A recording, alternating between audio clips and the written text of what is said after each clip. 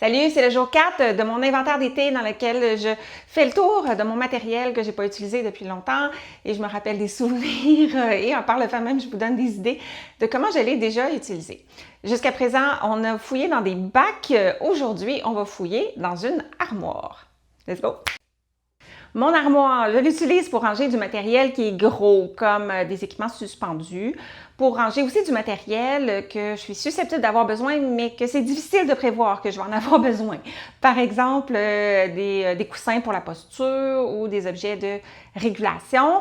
Je l'utilise aussi pour avoir du matériel versatile qu'on peut utiliser pour faire des parcours, parce qu'en ergothérapie, ça va arriver souvent qu'on va transformer une activité en parcours pour la rendre engageante. Donc, que ce soit une activité de motricité fine, des habiletés sociales, académiques aussi, quand on fait de français, mathématiques, bien, c'est plus le fun.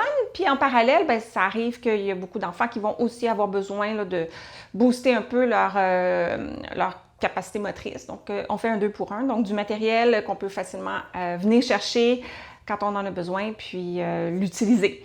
Alors, en passant, je vais complémenter la vidéo là, de photos et de vidéos plus gros plans là, pour que vous puissiez bien voir ce que je vais ressortir de mon armoire. Alors, j'y vais avec mon panier de régulation.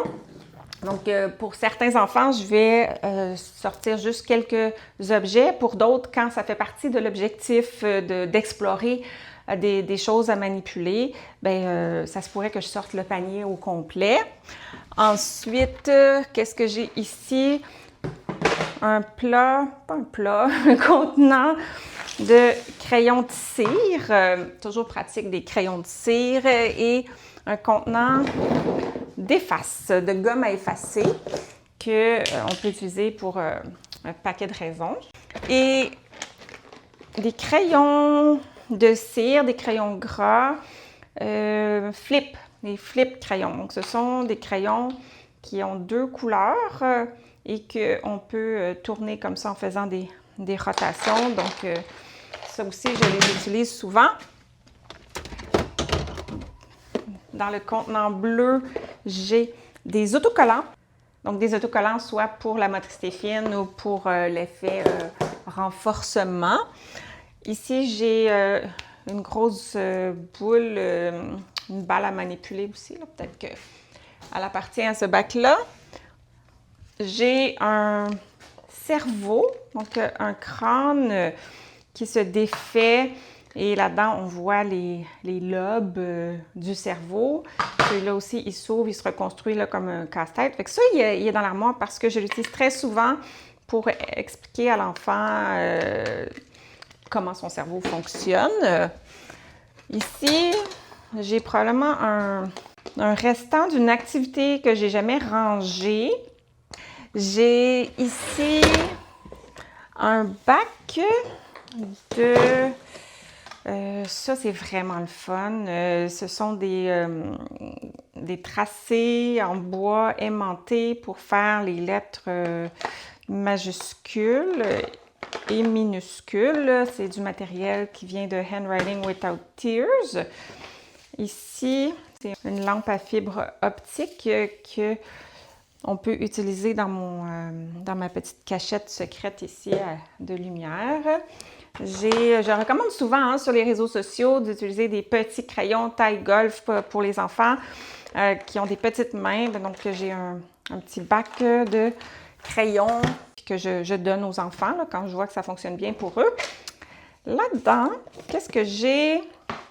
Ça, c'est des affaires qui ne vont pas vraiment dans l'armoire. Je pense que c'est des choses que je n'ai pas rangées. Donc, des lettres tactiles pour s'exercer avec la formation des lettres. Ça, c'est des craies pour mon tableau noir, pour travailler l'écriture. Donc, je l'adore, ça, mon tableau, avec 2 lignes. Ça fait partie aussi là, du matériel Handwriting Without Tears. Donc, il y a 2 côtés. Donc, ça, c'est quelque chose que j'utilise souvent en travaillant l'écriture. Donc, je pense que je vais faire une petite pause. Je vais juste éclairer ma table pour être capable de sortir d'autres choses.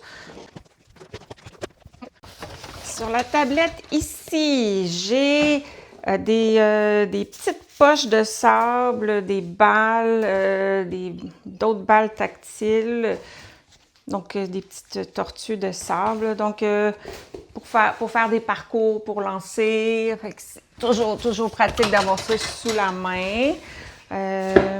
D'autres balles, donc des balles de tennis, avec des objets de parcours avec des anneaux qui permettent de lancer, ou parfois je les mets par terre et on marche dedans sur la pointe des pieds, donc ça travaille l'équilibre. Donc ces deux bacs-là vont pas mal comme ensemble. Ici, j'ai des napperons que j'avais achetés chez Ikea.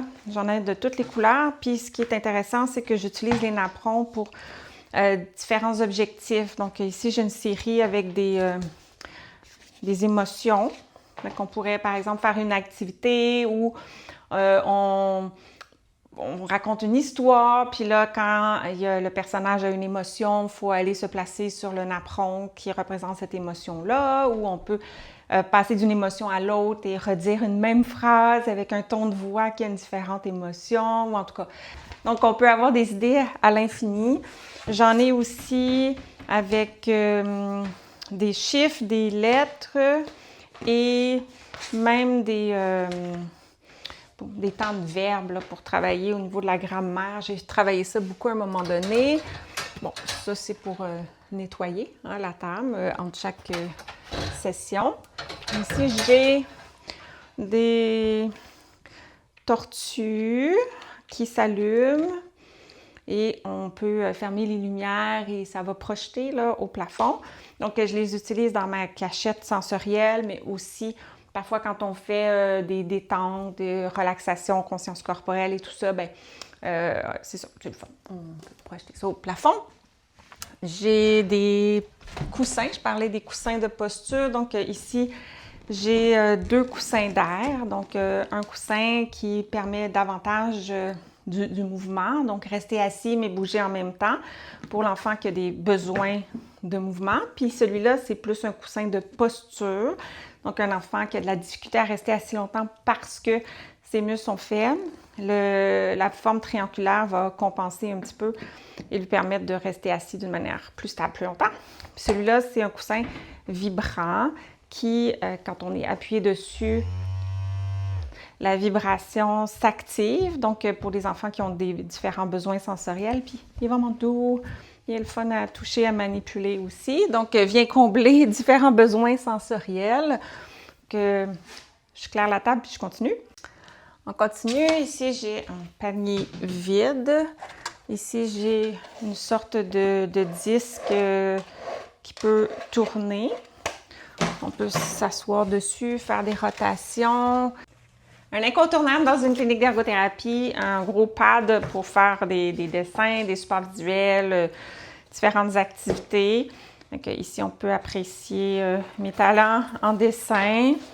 Donc, je pourrais retirer ces pages-là. Ça, là, si tu as écouté la vidéo 1, jour 1, bac 1, je parlais de l'activité où on dessine des objets. Puis je disais que je faisais 2 boîtes. Je mettais l'objet dans une boîte, puis on le dessinait à côté. Bien, ça, c'était cette activité-là. Par exemple, ça, c'était la balle jaune que j'avais placée là. Ça, c'est une petite couverture lestée en quelque sorte. Elle pourrait être chauffante aussi, elle pourrait aller dans le micro-ondes. Donc, on peut la mettre sur les cuisses, c'est doux, pour apaiser. Puis, visuellement aussi, on peut l'utiliser pour se réguler des heures de plaisir à déplacer les petites boules d'un côté à l'autre. Ici, j'ai un autre type de coussin lesté que j'avais fabriqué moi-même quand je faisais de la couture. Une autre utilité de l'armoire, c'est, j'ai pas pensé à la mentionner tantôt, c'est pour ranger des sessions qui sont déjà préparées. Donc, des fois, on termine avec un enfant, on sait déjà ce qu'on va faire la prochaine fois, on prépare le matériel, puis la prochaine fois, on est super content, on arrive, tout est prêt. Donc, ça, c'est un exemple de session qui est préparée pour travailler au niveau de l'entrée dans l'écriture avec les majuscules, notamment les relations spatiales au niveau des lettres. Et j'ai préparé une session qui va miser, cibler la lettre E. Donc, ça, c'est mon plan de session. Et ce que ça va inclure, ça va être de construire la lettre E avec des bouts de bois d'abord, puis tracer, mémoriser un peu dans le corps la séquence de formation de la lettre. Et ensuite, on va passer à une construction dans une boîte. Dans le truc de la boîte, pour minimiser les chances d'inversion, j'en parle souvent sur les réseaux sociaux.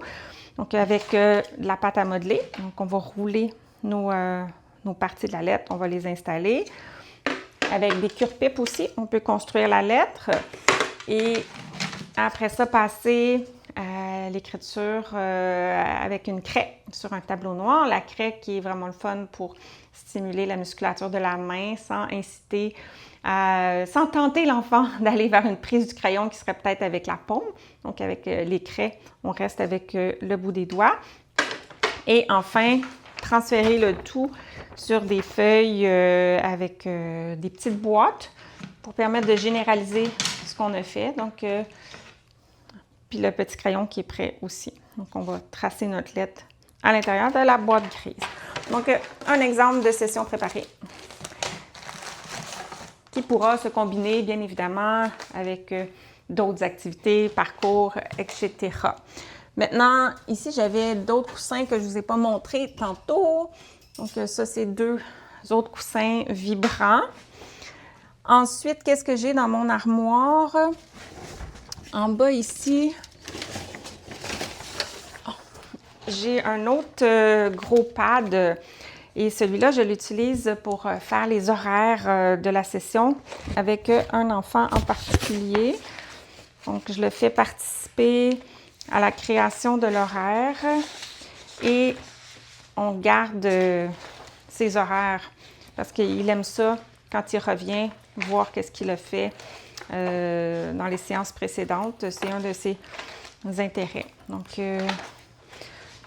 c'est le cahier d'horaire visuel. Et qu'est-ce qu'il me reste d'autre à part les équipements suspendus? Ah, mais quand je disais que je rangeais des choses grosses, ça, c'est des dessins du corps que j'ai fait dans des contextes où je travaillais différents éléments de la conscience corporelle avec un enfant. Et j'ai roulé le dessin et je le garde parce qu'on le réutilise la prochaine fois. Et en haut ici, j'ai un disque d'équilibre qui fait partie de l'approche quand j'avais été formée là-dessus, Integrated Listening System, ILS. J'ai des objets pour les parcours, donc une poutre à construire.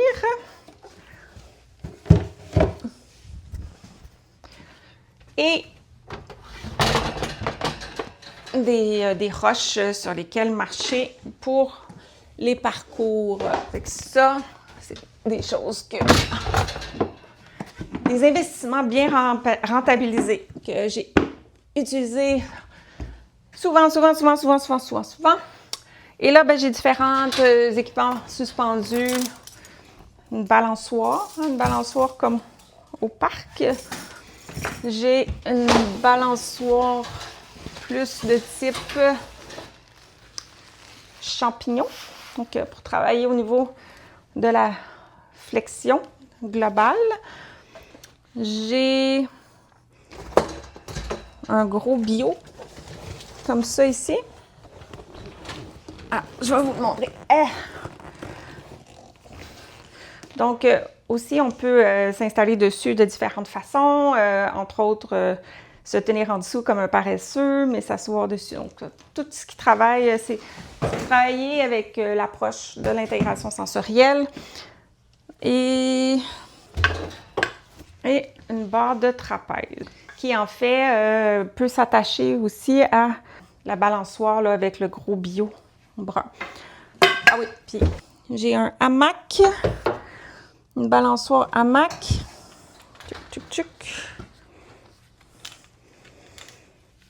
Qui nous permet de travailler aussi différentes choses. Un bâton, un rouleau Et non la moindre, ça c'est la plateforme. Travailler au niveau du système vestibulaire, de la posture, différentes choses. Ça c'est une... Oh my god. Il va falloir que je passe l'aspirateur là-dedans. Celle-là, c'est une sling swing. Donc, avec celle-là, on s'installe sur le ventre généralement, puis on va travailler au niveau des extenseurs. Donc, on devient comme une fusée qui vole. On devient comme un avion qui vole.